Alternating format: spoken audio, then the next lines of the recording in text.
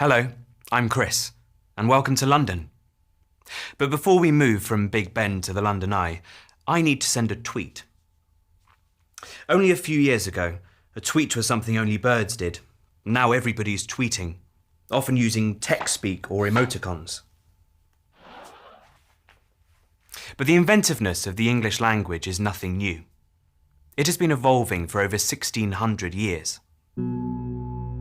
In AD 43, the Romans invaded Britain, conquering the indigenous Celts and taking over most of the country. In AD 409, they left.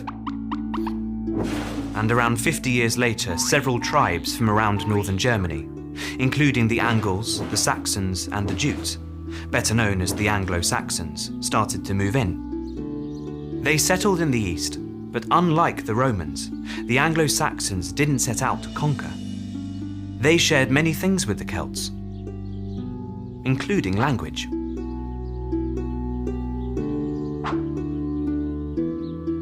Unlike Latin, which had never really caught on with the locals, people started using Anglo-Saxon terms for lots of everyday things, like man, woman, and friend.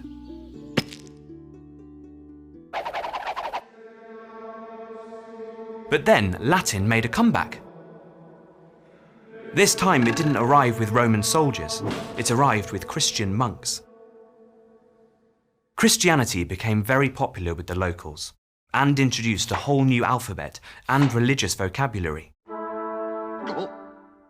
Then the Vikings arrived in around 800 AD.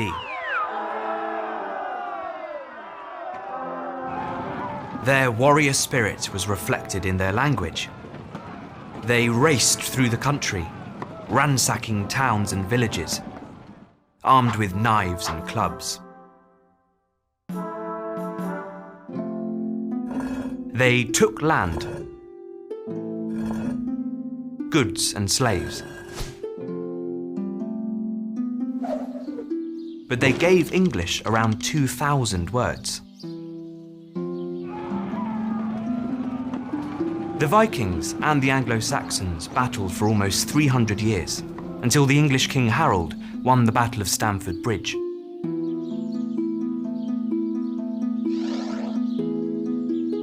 But only 3 weeks later, the unlucky Harold was killed by William the Conqueror, a Norman from France, at the Battle of Hastings.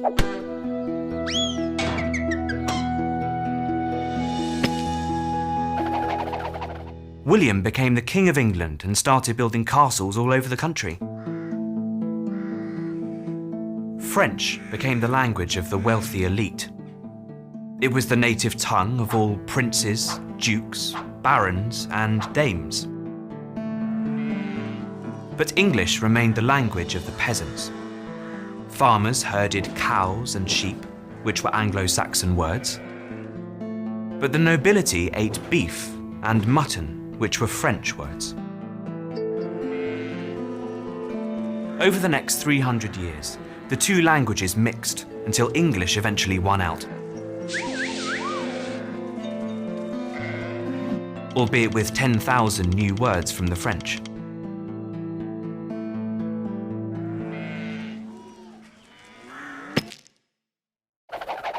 This richer language was the perfect plaything for poets and playwrights, and one literary genius contributed more than most.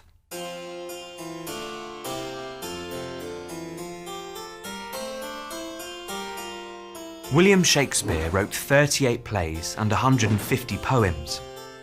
He also coined around 2,000 new words, and his turn of phrase transformed the entire language.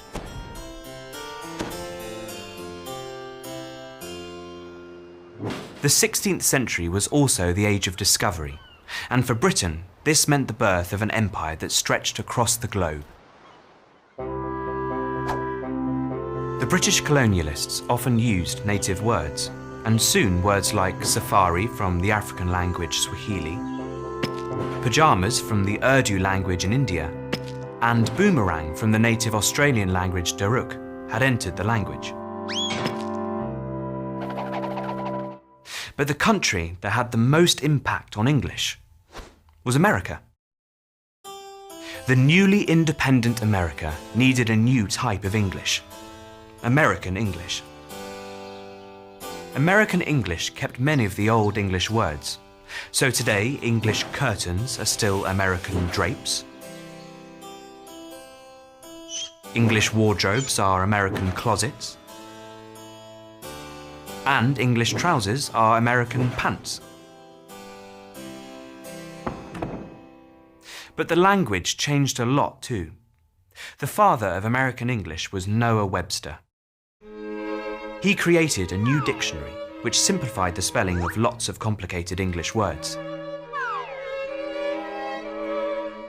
He also introduced uniquely American words like squash, chowder, and skunk. By the 20th century, there were two main types of English: British English and American English.